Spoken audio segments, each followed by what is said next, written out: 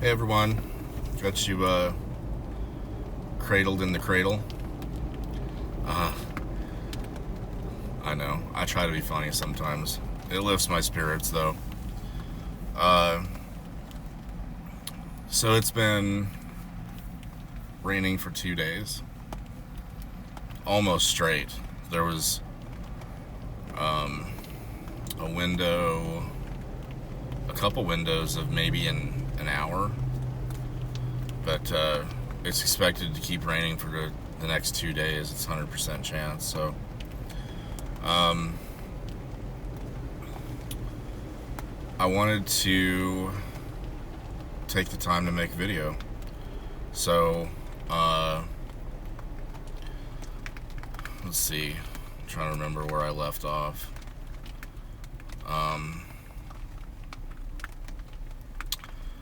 So I'm officially, as of, let's see, a couple weeks now, 2 weeks now, a little over 2 weeks now, homeless. I've been, so I had a small nest egg before this accident happened at work. This accident that happened to me at work that wasn't my fault. I don't know why I feel like I have to keep saying that, but it just bugs me that, does it bug me or does it make me feel better? I don't know. I really try not to have a calloused heart about it, but it really chafes my ass if I'm being honest.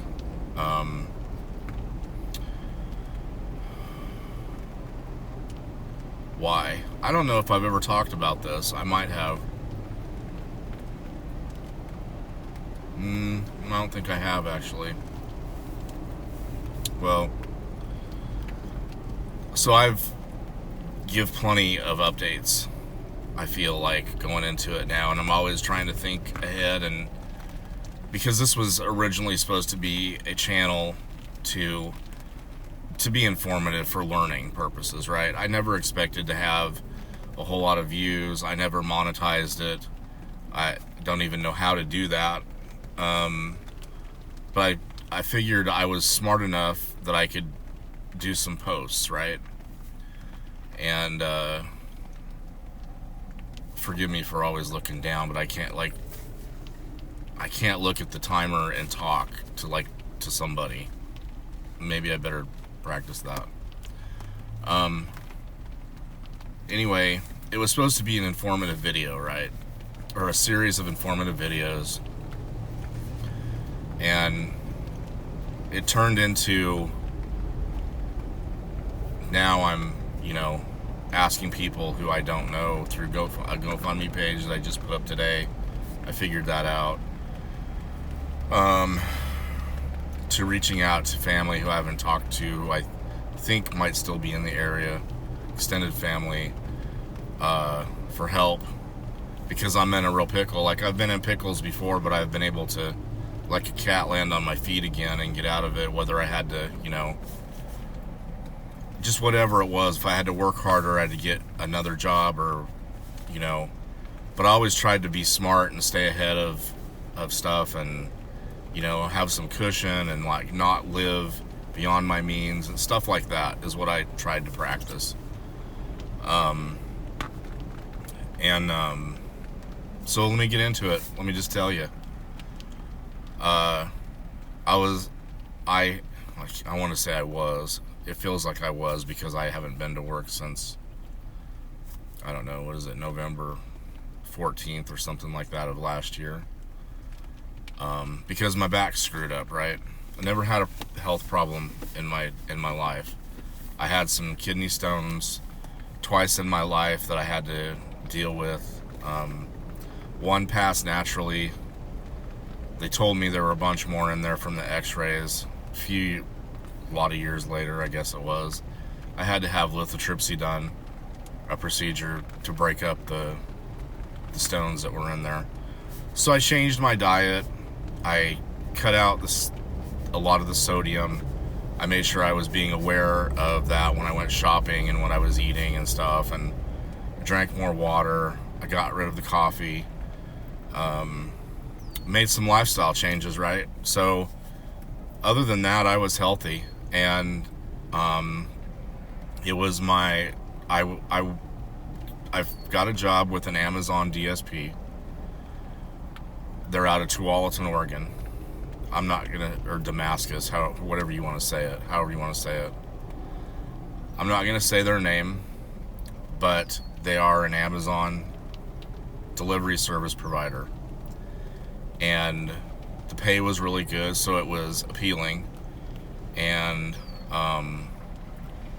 it was my 4th day. I had done all the onboarding, the classwork, the computer work, what have you, and it was first night out driving, first day out driving, and they sent me with they told me to show up half an hour early so you can get oriented and you can meet this guy and they'll show you, how to log in, do your pre-trip, everything like that. Work the apps and stuff like that. Okay, so I did. I show up at 10 a.m. He's not there. I go and check with the dispatcher. Dispatcher tells me he's not here yet. Okay, so here's your truck. Here's what truck you're gonna be in. Tells me the code, how to get in, blah blah blah, but nothing else. So I go and open up the truck, get the keys, whatever. But I don't know what to do because so I waited there for a few minutes, 5-10 minutes maybe, and I knew we had to be over at the warehouse to load our trucks at 11. So I wait until like 10 minutes pass by, and so I go back over to the dispatcher and I'm like, hey man, this guy hasn't shown up yet. Can you get me rolling? Can you show me what the deal is? And he's like, I don't have time. You just have to wait for him. And so wait like another 10 minutes, 20 minutes. He comes over and says, yeah, this guy's gonna be late. He got caught in traffic. Okay. So I wait, cars pull in, get out, not him. Cars pull in, get out, not him. Literally, at like 5 minutes to 11, which is 11 is when we're supposed to be over there at the warehouse to load our trucks. He comes rolling in. And because now there's no time left to go over everything, and I'd been standing there for 10 minutes or for almost an hour and nobody would show me from management, show me how to get started or train me or anything. I had to wait for this guy. It's time's up, right? So he grabs this little cell phone from me that they have for each vehicle, and he starts flying through the screens, swipe, going through the stuff that that's like not necessary, I guess, because you have choices, or maybe you have choices. I don't know how to describe that. I guess they're okay if you don't do a lot of the walk around for damage and repairs. I don't know. Like I said, it was my 4th day, my first day driving. So he skips a bunch of stuff, and I'm trying to keep up with him on this cell phone that they have. They call it something else, but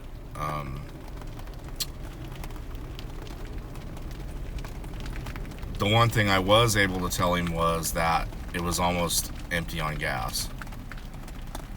And there was no gas card. I noticed that in the box. The security box, there was no gas card. So he flies through all that just to get through it, and then we hop in the vehicle and we take off on in this convoy over to the warehouse, which is about 2-3 minutes away.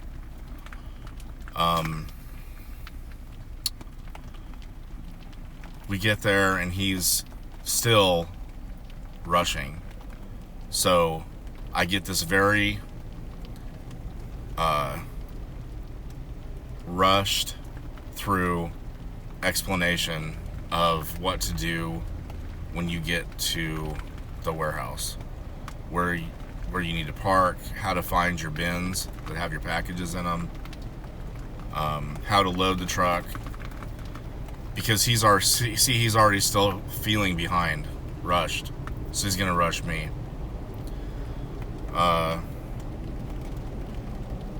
So we get out the back door, and he sees the dispatcher, and he gives him some grief over not having a gas card in the truck. And he gives him a gas card out of his pocket or something like that, or I don't. And then we take off, and he goes down to the gas station, and by then he's relaxed. He's like, do you want anything? And I'm like, no. Like, I was raring to go, And so he's got to get his drink, and he's got to get his coffee, and then some food. And I stayed out in the truck, and I washed the windows. I went and got a squeegee and washed the windows inside and out because they were disgusting. Looked like somebody had sneezed on the inside of both of them. And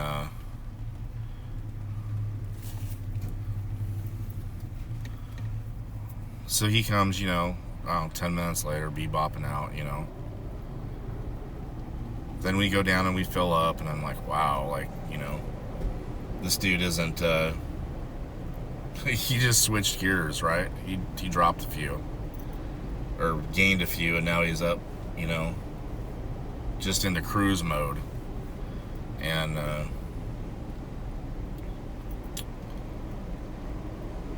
so we take off, and, it's an hour. We have to drive an hour to get to our first stop, which is in, Estacada or whatever you call it. So there's a lot of windshield time, and we're talking, and I'm getting to know him, and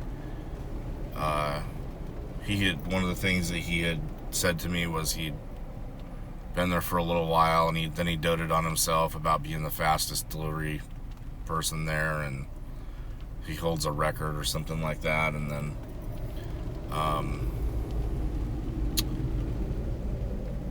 he says something in the mix of, I've only been driving for 3 years, and I didn't want to make him feel uncomfortable, so I was like, I never would have known, and he said he was 23, and of course, we were talking life, talking shop, I back and forth, what'd you do at your last job, blah blah blah, how do you like this? So we finish all of our deliveries, and when you do that, you have to call in. I can't remember these terms because it's been months, but you have to call in and at least give them up an opportunity to get you to help somebody else. And mine was, this first route was supposed to be what did they call it? An infant. I had something to do with baby, toddler. I don't know. It's a smaller route, right? On purpose. And so we go meet up with this other cat, and we grab a bunch of boxes from him because he's behind, and we go to do the first delivery. Drive down the highway, find the address through GPS, pull into the driveway. Boom, there's 2 black gates. So the guy that's with me jumps out, who's training me, delivers these 2 packages, gets back in. I go to back out, and I realize I can't see anything. And I certainly can't see to know if it's clear to back out onto the highway. So I let him know. I'm like, I can't see. And I go, can you help me? He's like, yeah. I said, can you see? He's like, yeah. And I said, okay, well, let me know when I can go. So He goes, all right. And I said, it's okay to back out? He goes, yeah, it's all right. So I start to ease back out. And I'm like, my vision, my every sense is on him, right? Because he's my lighthouse, if you will, or whatever. And sure enough, man, I eased back out, and this car, this Hyundai, mid-size Hyundai, whatever, going 55 miles an hour down the highway, wham, smacks us. So we were in a Sprinter van. I don't know if you haven't ever been in one of those. It's like a great big long tunnel. When she hit us, they have these great big, tough, well-made bumpers on them that on the back that they second as a almost like a platform, right? They've got expanded metal on the top, and they're stout. When she hit us, it shifted that whole bumper 6 to 8 inches to the driver's side. It popped the vehicle up, the back of the vehicle up, lifted it over, or threw it over, set it back down to where it was enough force to pop the back driver's side tire. And I'm going to tell you, it rang my bell. It did. It knocked me loopy. I was disoriented, and I couldn't like get my focus on anything. And so when I did take my seatbelt off and get out of the vehicle, I just stood there in the open window, hanging on the door.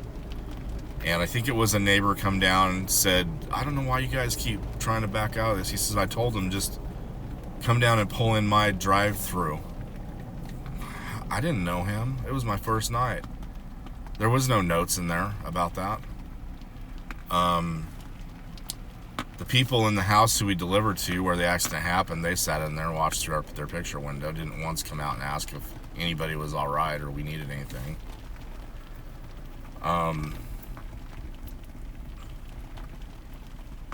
So he's like, when it happened, he's like, are you all right? And I said, I don't know. And he got into the glove box and pulled something out, which I found out later was the insurance card, and was going to go trade information with this chick who hit us. When I finally made it out of the vehicle, all that was spewing out of her mouth was profanities, and that her breast hurt and she needed an ambulance. And he's trying to have a conversation with her at the same time, calm her down from swearing at him. And I just remember making eye contact with her real quick, going like, why are you hollering? You know, like somebody had died or something, you know. That was her reaction. And then with the profanities, I was like, wow, okay, out of your mouth like that.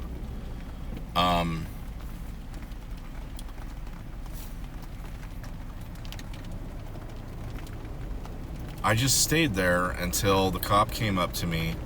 One of the cops came up to me and said, can I see your driver's license? And I said, yeah. I pulled it out, gave it to him. He says, do you have insurance? And I said, I'm going to have to go look for it. It's my first night. So, and I'm telling you this because this is why it's important. I went over and got the insurance card not knowing that that's what he took out of the vehicle. So, later on down the road, and then, like, you know, I called the gal who hired me and told her what happened, and then he called the dispatcher, and so we were trying to cover all of our bases with each other at the same time. And you know, she was like, a tow truck driver's coming out. If he doesn't come out, or if he does come out and you can't ride back, then call me. I'll come out and get you guys, bring you back. So he shows up. It's not drivable. He pulls it up on the tow truck on the platform, and we ride back with him to where we started from this morning, where I originally arrived, which was the parking lot. Luckily, I had taken some pictures while I was out there. You say, Dan, why does that matter? Because just a week ago, I got a letter in the mail from the DMV, or the state of Oregon, saying that I was in a collision on this certain date and I didn't file an accident report. So they were going to suspend my driving privileges through my license for a year to 3 years or something like that. And then I didn't have any insurance on the vehicle, so that was the second citation.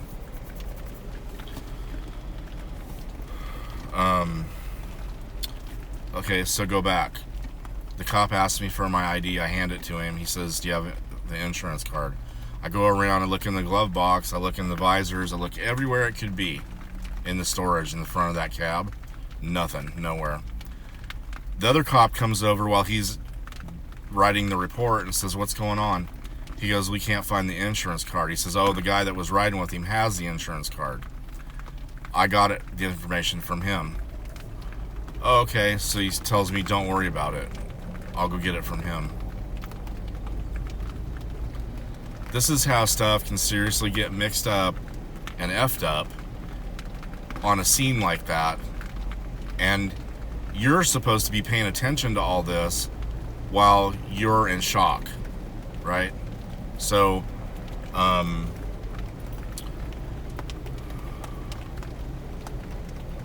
lo and behold, I find out through that night of talking to this guy, he's 23 years old, and he'd only been driving for 3 years. That's how long he'd had his license.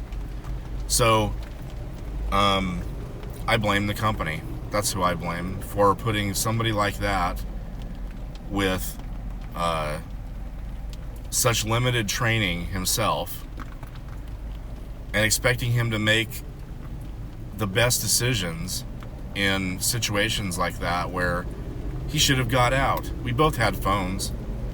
He should have called my phone. I could have called his phone, so we were both in communication. He should have got out of the vehicle, went back to the road, and looked. But he didn't. And he didn't see the inherent problem of what was coming. So,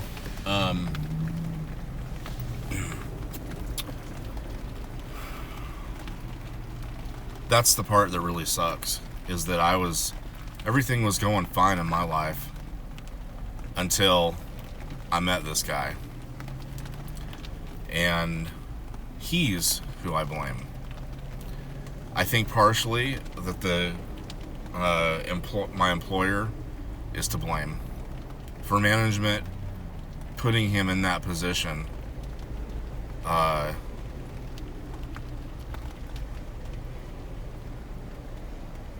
And him being inadequate for it. I don't know what they base that on, that he's the fastest delivery driver, that he has the best record. I don't know what they determined his driver trainer ability to be. But he failed me that night. That's what I do know. That's a fact. And I trusted somebody with my physical well-being, and that's what happens. So,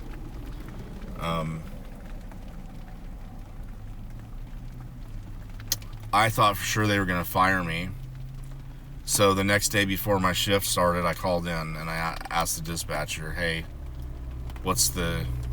tell me what the story is. Can I come into work? Am I fired? What? Oh, no, you're not fired. Come into work. Okay. So I worked the next 3 days, and on the fourth day, when I got up in the morning, my back was all mad, angry, especially my lower back. It felt like somebody came in with and worked me overnight with a bat. everything was just inflamed or constricted, or however you want to say it. I don't know the right term. But it was extremely, extremely, extremely sore. And I thought it was just so weird. Why? Why? Well, I later found out that that's normal. It happens sometimes. And anyway, I started this whole process of now on the videos you're up to date of contacting my employer that yes, in fact, I was hurt or injured from that accident. What to do next, and they so dropped the ball on that, on instructing me on what to do next. In fact, here's what I do know. They had to have failed me, because after I was out of work for a while, they had everybody sign an addendum to that stating clearly what to do next. However, with that and with the kid who they sent with me, Oregon is a no-fault state, which means that I cannot sue my work. I can sue a third party, who would have been the lady who hit us, but the time has passed for that. And I was trying to take care of myself, not trying to decide and interview another attorney for something I couldn't afford anyway. So the nest egg didn't last very long, but I was able to buy the rack system, which was really hard to find for a soft top Jeep Wrangler. I bought the rack system, and then I bought the rooftop tent to attach to it. Why you can't find those just in a big package, because that's what you're going to need anyway. If you're lucky to find the rack system, you're going to be lucky to find the tent. So, like I said, I spent the money, and that wasn't cheap. That was a couple $1,000s. But I had to have, it was either that or sleep in my driver's seat of my Jeep. And I figured, best case scenario, everything will work out, and I'll be able to use that. I'm making an investment. I'll be able to use that in the summertime out at the beach. To take off Friday night or Friday after work, and then go spend the week, because you're only an hour away from the beach, not even that, and spend the weekend on the coast, and then just come back,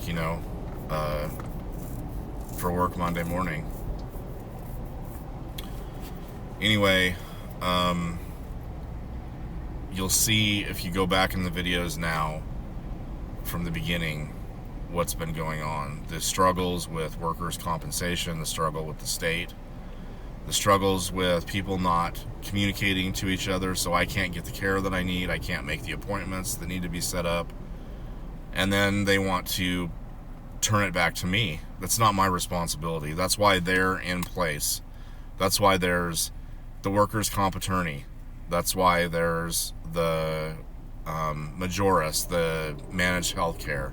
That's why there's SAFE, the insurer's insurance, workers' comp insurance. Although I will tell you, and you'll see this if you go back, this company, and if you do your research, you'll be able to figure out who it is. If you want to know, they let me down. They don't care about the workers. They don't care about their workers at all, and I can confidently say that, because that's what they've shown me. It's at the point now where I told you the little fiasco with not filing a accident report. Well, you have to be able to understand the statutes of the law first, because that's where it gives you the somewhat clear definition of how to proceed, because it's different if you're in a work vehicle than if you're in a personal vehicle. It's different if the vehicle was driven away or towed away.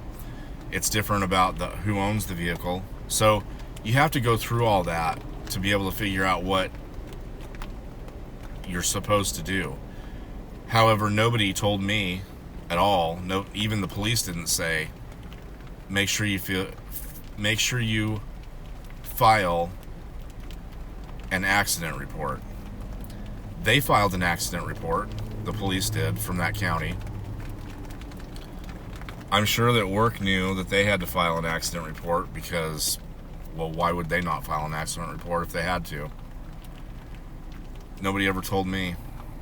Furthermore, when I needed the information from about the work vehicle and others and insurance and stuff and policy numbers, they wouldn't talk to me. They stopped answering my questions. I would get an email every once in a while from Amazon. I've gotten the second one here just in the last few days about offboarding and about not working there anymore.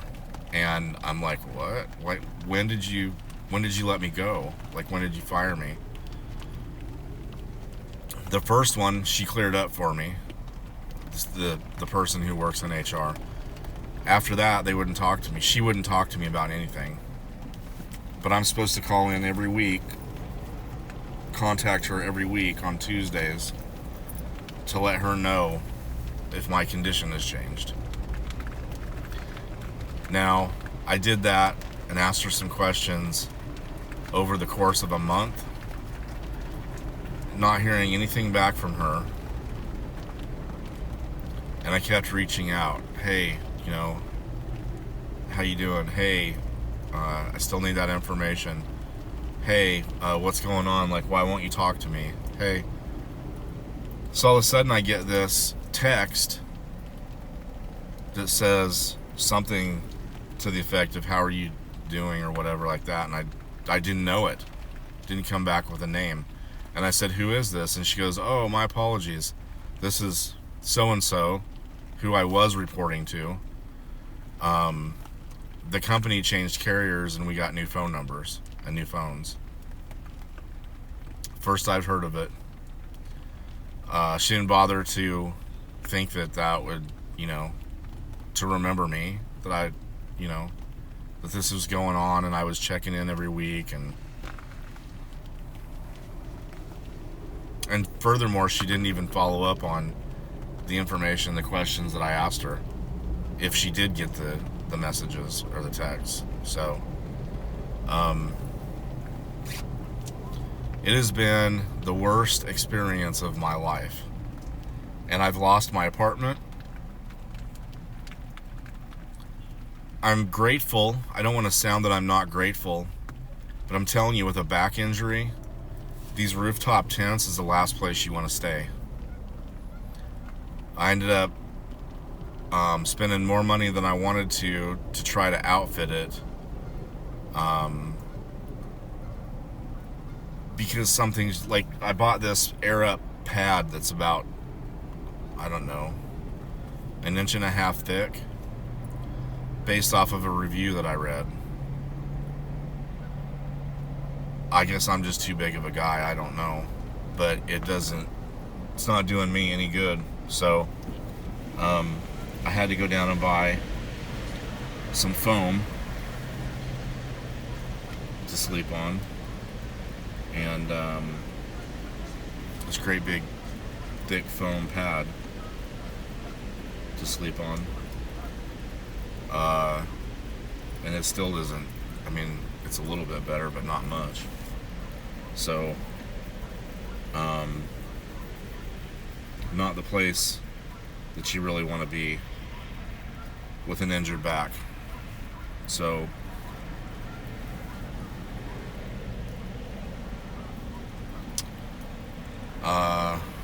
what else? That's the hardest part to deal with is that this wasn't my fault. Everything was fine until I ran into this guy and this company and their crap. And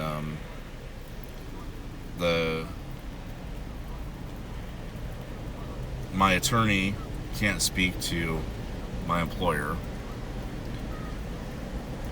Safe, their insurance company, won't talk to me.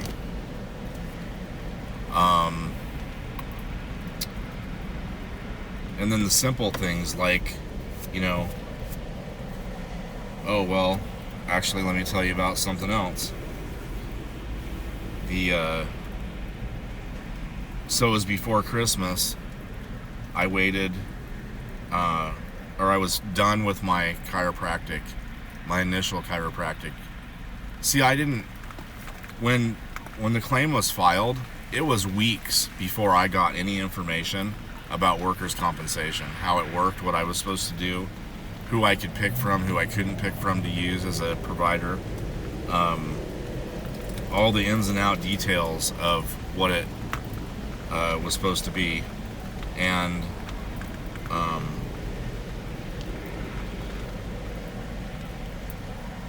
but I knew I had to do something because my back was all bound up.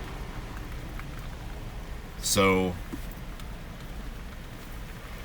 I started seeing this chiropractor, and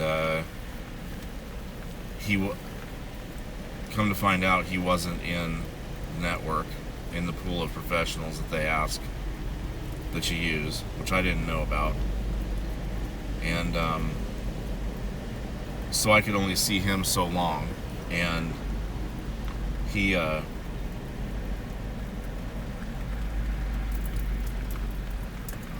didn't do me any good. The conversations were weird. He didn't have any professional boundaries. He was talking to me about stuff that I felt was kind of inappropriate. Complaining to me about, things that wasn't very professional. I think the whole 16 visits that I went to see him, I think he actually put hands on me on an adjustment table maybe 3 times. The rest of it was the massage therapy or deep tissue, or I don't know whatever you call it, where they were trying to massage my muscles, but all they were really doing was chasing what I feel was a deeper issue. So anyway, we got through that, and then he started a few weeks before my last appointment with him, because he thought that would be advantageous, with this referral to this DO. And he's like, if it was me, because I was asking him about the process, he said, if it was me, here's the attorney I would pick, because I know he would do you a good job, and here's the DO that I would pick, based on I just had sent somebody there and we've had good luck with him. So, I mean, either or you know, or you don't know. I don't know. I had no reason to doubt him. So,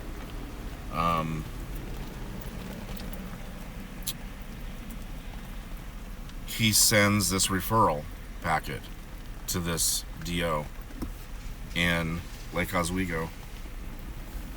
I'll let you figure it out if you want to chase it from there. I waited 6 weeks, approximately 6 weeks. What does that mean? That means it was 6 weeks without pay that I didn't get paid. And I didn't know I wasn't going to get paid, because nobody was signing a work release for me. So already your wages are cut to a third. And then on top of that, even though the laws have changed and my attorney has let him know the laws have changed, so he's well within his legal rights to backdate the pay for 6 weeks so I can get it paid, he won't do it.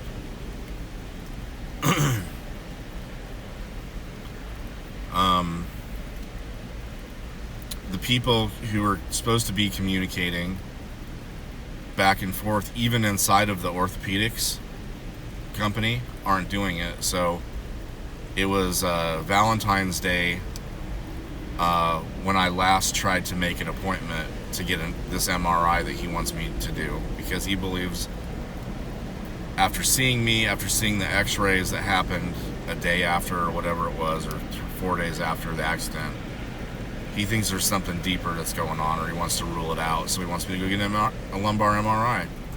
Great, but because his people aren't talking back and forth, and because my attorney's office did not forward to them a letter about pre-certification, it's not needed. I called there on Valentine's Day trying to make an appointment for this MRI that I still haven't gotten, because nobody sent them the letter that said there's no pre-certification, so they're waiting on pre-certification. Which means that when I call in, it looks like I've got egg on my face, because I ask them, what about the letter? And they're like, what letter? So then the DO's office is asking me to fax it to them. I'm not doing that. I don't have a fax machine, and that's not what I'm getting. I don't get paid to do that.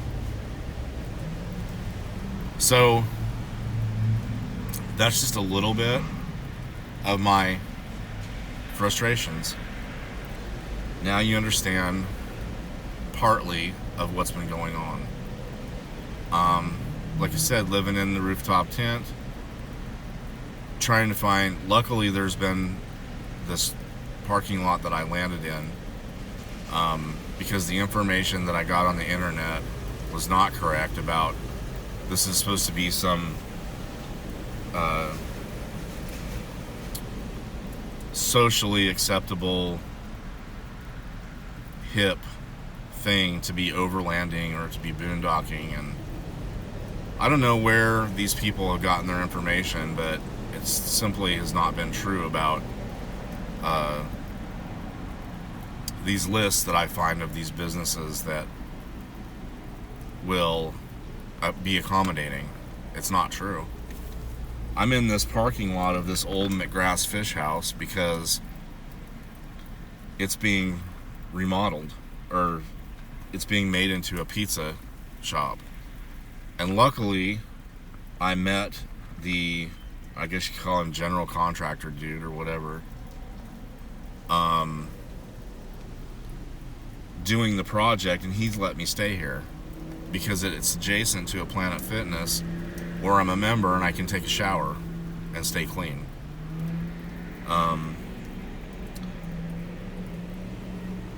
I'll tell you guys, it's been a mess. It's been a mess, and I'm stuck. I can't get out of it. If I was to say, screw it all now and leave, because I'm telling you, I have thought about that. I asked my attorney, that's how much I've thought about it.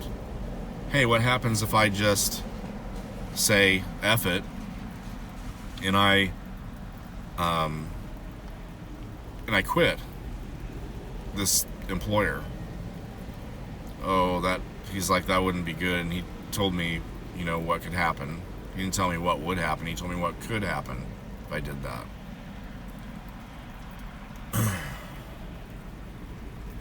I know what happens if I walk away from it and I say, screw you guys and your treatment or non-treatment. Everything up until now I could be responsible for financially.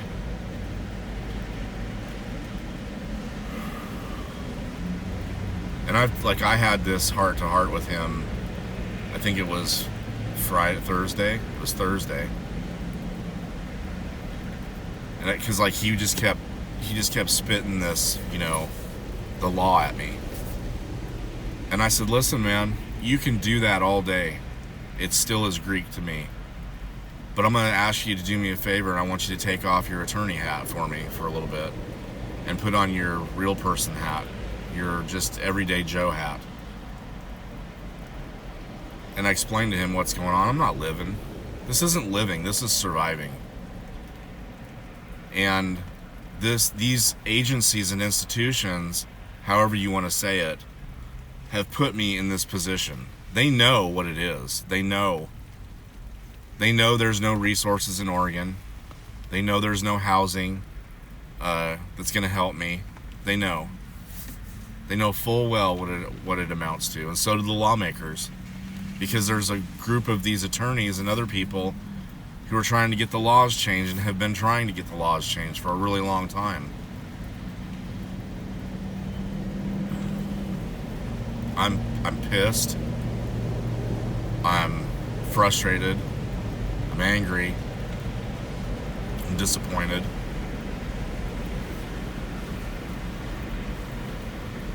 So, yeah, the nest egg was gone a long time ago. I've opened up a GoFundMe page. If you could help with that, if you feel your heart's being led to that, it would sure help me out a bunch, because now I'm in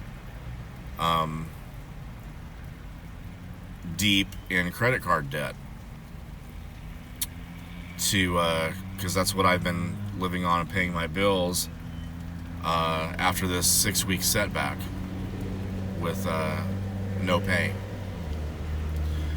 So I'm sitting in what used to be a McGrath's Fish House parking lot / Planet Fitness / Dollar Tree / Ace Hardware. And this has become my little home, my little oasis, if you will. There is this New Seasons market that's down there. It's a little bit of a jaunt, but it gets me to exercise. Almost every morning I've went down there for breakfast, because they have a hot breakfast bar, and it's pretty good. It's expensive, which everything around Oregon is, but I'm only eating one time a day, so breakfast is usually somewhere in the low 20s. It's a weight type of deal. You get a box or a plate or whatever, or a bowl, and when you check out at the register, it weighs it just like your other food or your produce, which is expensive for breakfast, but I'm only eating once a day, so it's, it's $22 for 3 meals.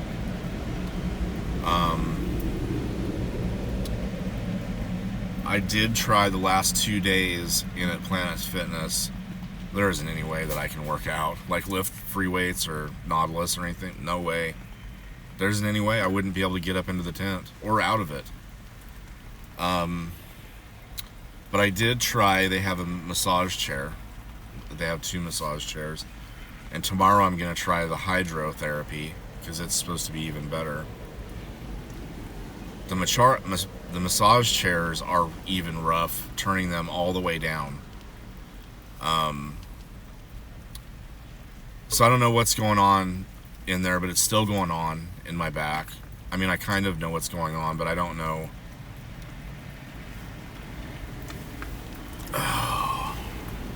One thing affects another, and they'll have to work in harmony, and now there's a hip issue. So anyway, I'm reaching out to all of you if you guys can help me, because my family is somewhat limited. My brother's health is bad, and my sister and I don't talk anymore. My niece has been really sweet to help in any way that she can.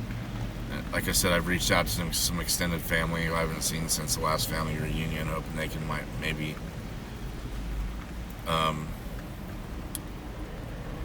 know things are bad everywhere, and it kills me to ask, because I've never done this. I've never lived off of the system. I've never counted on the system. My mom and dad always taught us to work hard, do your best, live within your means, and that's what I've always done. But the system over here, this workers' compensation system, is fucked. I'm just gonna be honest with you. I'm sorry for the language, but it's fucked. And you're gonna get fucked if you are hurt over here on the job in Oregon. It's not gonna turn out pretty for you.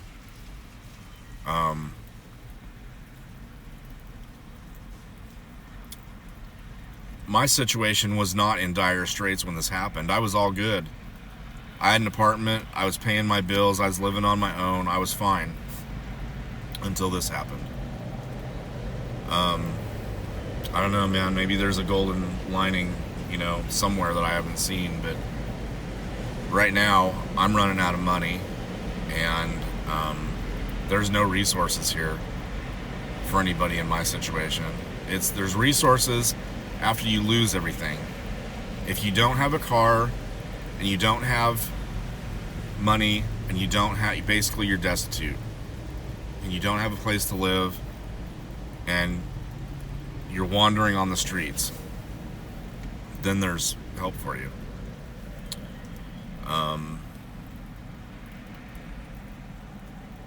Because what I found is if you can find a glimmer of hope, it will be dashed because you earned money the majority of last year. And that's what they report on. So, like I said, I've never had any health issues that have kept me from working. Sure, I've been hurt before. Everybody has.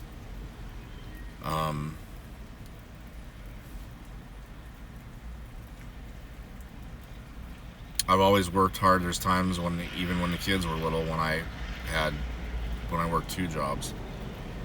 But always a hard worker. Lived with the, always felt like I had good moral compass. Always felt like I had good stewardship with my money. And I know this is dragging on. I'm sorry. It hurts me to ask, but I don't have anywhere else to go. I've been let down on a county level, a state level, a city level, and this is my only other place to go besides hoping to win the lottery, which we all know what those odds are. So if you could find it in your heart to help, it'd be greatly appreciated.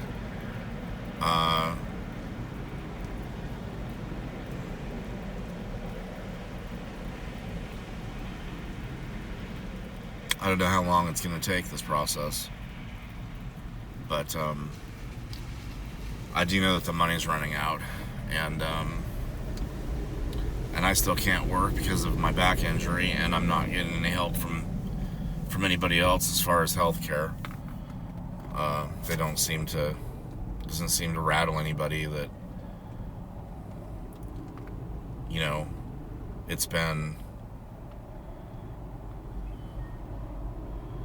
almost 3 months now that nobody's laid hands on me. So that doesn't give me a whole lot of confidence in their care. So they know what happens. Everybody has known what happened, and they just don't seem to give a shit. So if you can't give financially, I would ask for your prayers. I know God is still working. I know He's still good. I know that He's brought me through some hardships before, and I'm reaching out to Him now, just in hopes that He will be honored and glorified through this mess, and bring me out the other side healthy, so I can find a job, go back to work, whatever it looks like. I don't know right now. I'm just trying to get taken care of. So anyway, it's going on almost an hour now that I've been rambling. I appreciate you guys. If you're still listening, appreciate you hanging in there. I appreciate you watching the videos. I hope it taught you something. Hope it gave you some information to base a decision on, a good, healthy decision on. Come visit Oregon. It's beautiful. Just don't move here. Don't live here, and don't work here. So there's a lot of systems like this, I'm sure, that are broke, and I'm just trying to help you to stay away from the heartache.